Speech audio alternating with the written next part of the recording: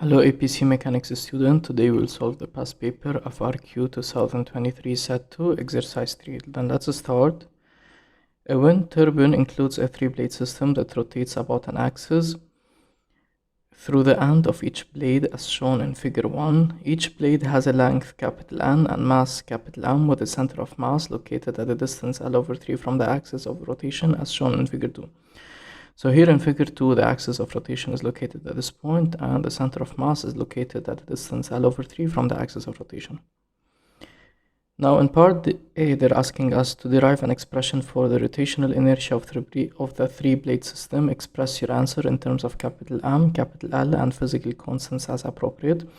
The rotational inertia of each blade about an axis through its center of mass is given by the equation I center of mass is equal to 1/18 ml square. So basically, we need to find the rotational inertia of the system that consists of three blades. In order to do so, we need to find the rotational inertia of one blade. Already we have the rotational inertia about the center of mass, which is this point. However, we know that we need to find the rotational inertia about this axis of rotation because the blades will rotate around this point, and this can be done via the parallel axis theorem. So let me state here: apply parallel axis theorem.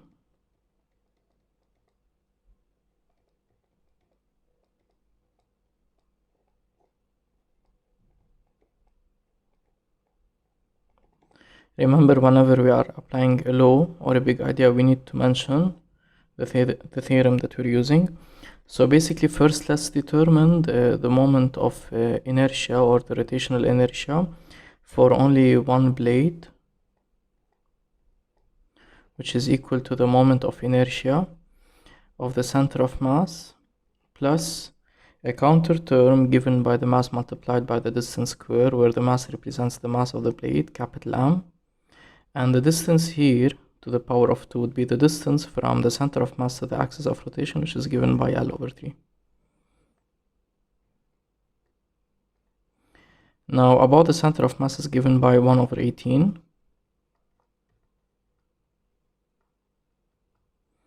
And here we would have plus 1/9 ml square.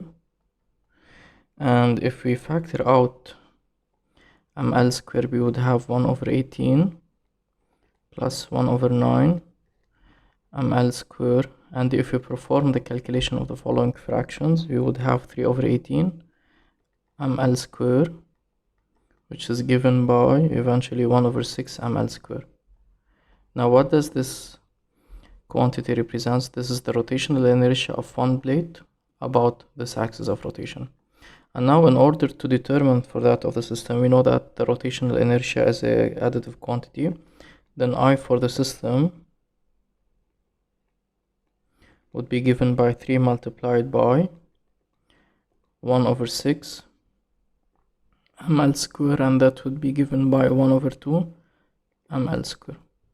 Then our answer for part A, which is the rotational inertia of the three-blade system around the axis of rotation, is given by I of the system,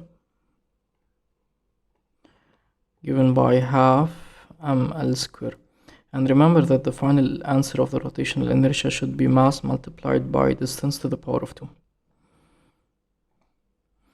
Now in part B, they're telling us while the wind blows, the three-blade system operates at a constant angular speed ω0 given by 2.6 radians per second. The length of one blade, which is basically the radius, is given by 36 meters.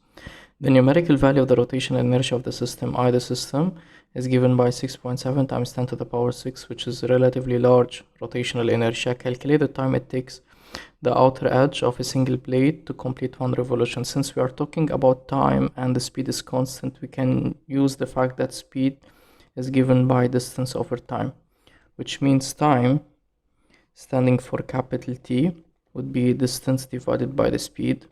Now the distance here that for one rotation, which is a circumference of a circle, given by 2 pi r, and the radius is given by L, so let me write 2 pi multiplied by L divided by the speed. We know that the linear speed is related to the angular speed by radius, then that would be omega 0 multiplied by L. Now L with L would cancel, and we're left with 2 pi divided by omega 0. And that would be 2 pi divided by 2.6, and plugging that on the calculator we would get a value of 2.4 seconds, which means that in order for the blades to complete one revolution, the time required is given by 2.4 seconds. Now this can be also done using another way. By recall that omega is given by 2 pi f, and the frequency is given by the period, and the period in this case is given by 2 pi over omega. Why this works in this case? Because simply the time that they're talking about is basically the period which the time required for one complete cycle or revolution. Now in part C, when the wind stops blowing, the angular speed of the system decreases. The angular speed omega of the system while slowing down is given as a function of time by the equation omega is omega 0 e minus beta 0 t. So here, as we can notice, that omega is an exponential function of time, which is not linear, which means that in this case kinematics break down. We need to use calculus. Where beta 0 is a constant, by kinematics I mean whether a is 0 or constant. Where beta 0 is a constant with appropriate units as shown in the graph in figure 3. Calculate the amount of energy dissipated from t is equal to 0 when the wind stops blowing until the system comes to rest. Now basically the amount of energy dissipated would be dictated by the work done by the frictional forces, and the work done by the frictional forces can be determined, for example, by applying the work energy theorem. Then let me say apply work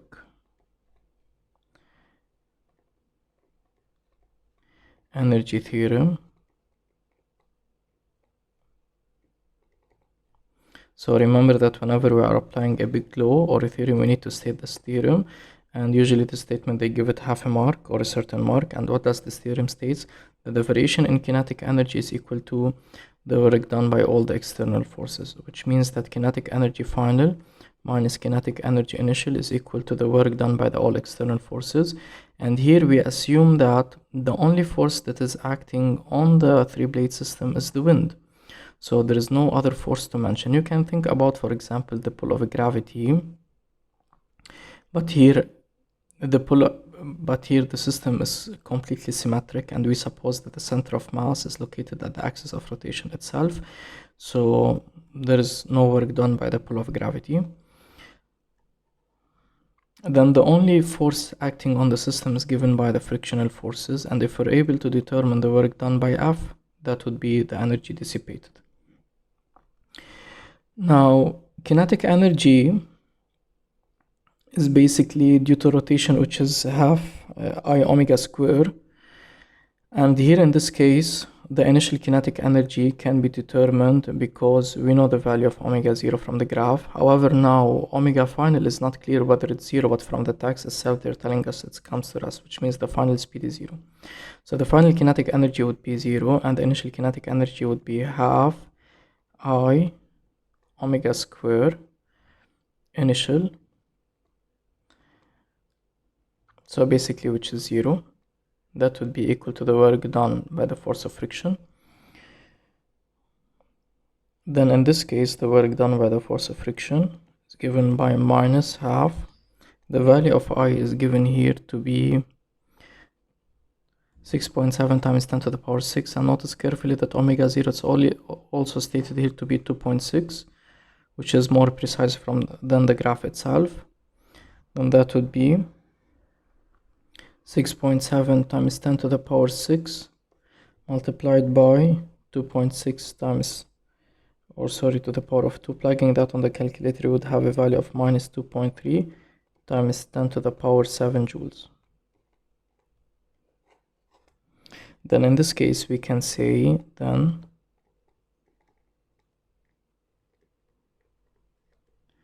the energy dissipated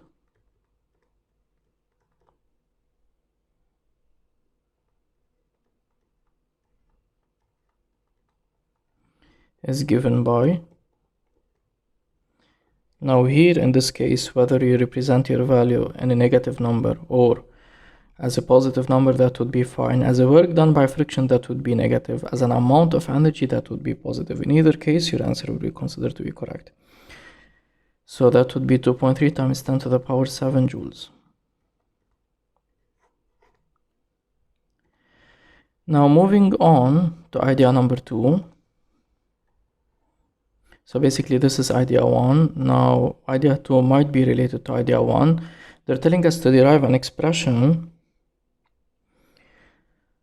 for the net torque exerted on the system as a function of t as the system slows down. Express your answers in terms of beta 0, omega 0, MLI system and physical constants as appropriate.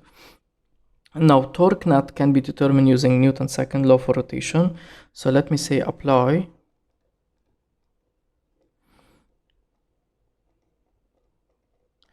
Newton's second law for rotation, and remember this statement is important because we're using a big law, but about which point we're using we need to specify, and here it's important to mention about the center.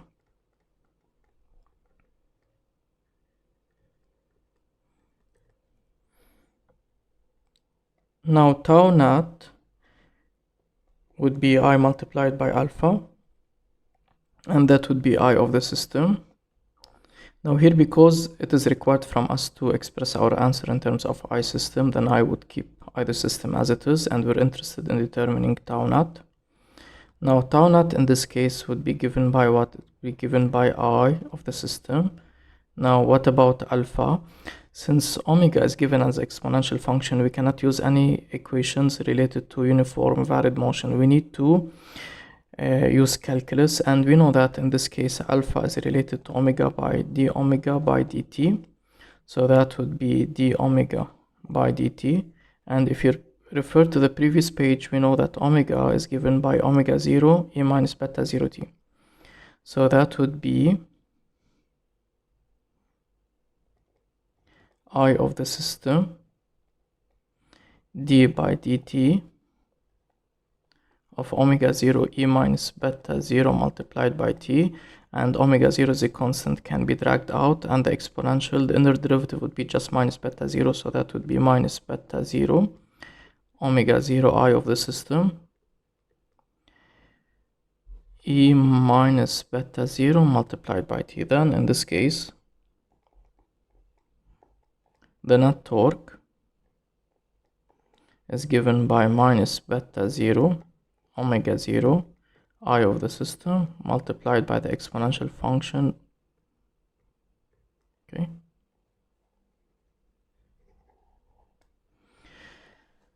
Now in idea number 3, derive an expression for the angular displacement of the system delta theta as a function of t. Express your answer in terms of beta 0, omega 0, ml and I of the system.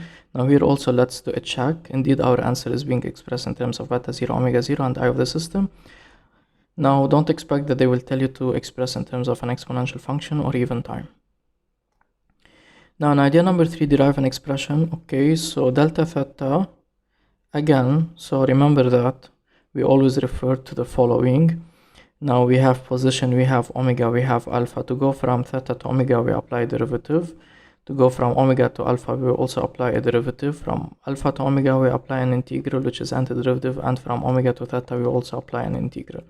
So that would be integral from 0 to t, because we need it is needed as function of t, and we start from an initial instant given by 0, which is omega dt.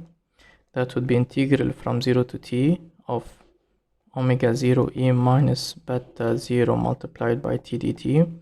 Now omega 0 is a constant, can be dragged out, so omega 0 integral from 0 to t e minus beta 0 multiplied by t dt. Now in this case the integral of e minus beta 0 t, now the inner derivative would be minus beta 0, so we'll divide by minus beta 0, and that would be omega 0 divided by minus beta 0 of the exponential function e minus beta 0 t, computed between 0 and t, and that would be omega divided by minus beta 0 Now we will compute the function once at instant t, which is e minus beta 0 multiplied by t minus e to the power of 0, and that would be minus omega 0 divided by beta 0 multiplied by e minus beta 0 t minus 1. And this can be also expressed as, so if we take the minus sign to be in, that would be omega 0 divided by beta 0 multiplied by 1 minus e minus beta 0 multiplied by t. Then in this case, the angular displacement delta theta is given by omega 0 divided by beta 0 multiplied by 1 minus e minus beta 0 multiplied by t.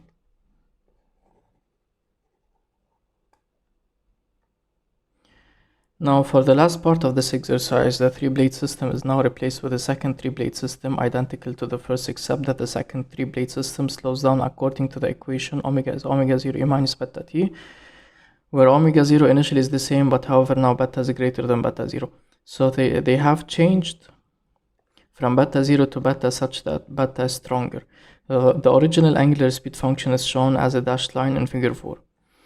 On the graph in figure 4, part D sketch the angular speed of the second three-blade system as function of time t. Now what does beta represent? You can think about beta as the damping factor. As beta increases, this means that the function will be more suppressed and it will reaches a zero value at a higher rate, which means it's stronger. So in this case, our new graph would be under this curve. So starting from the same initial value, we will draw it like that.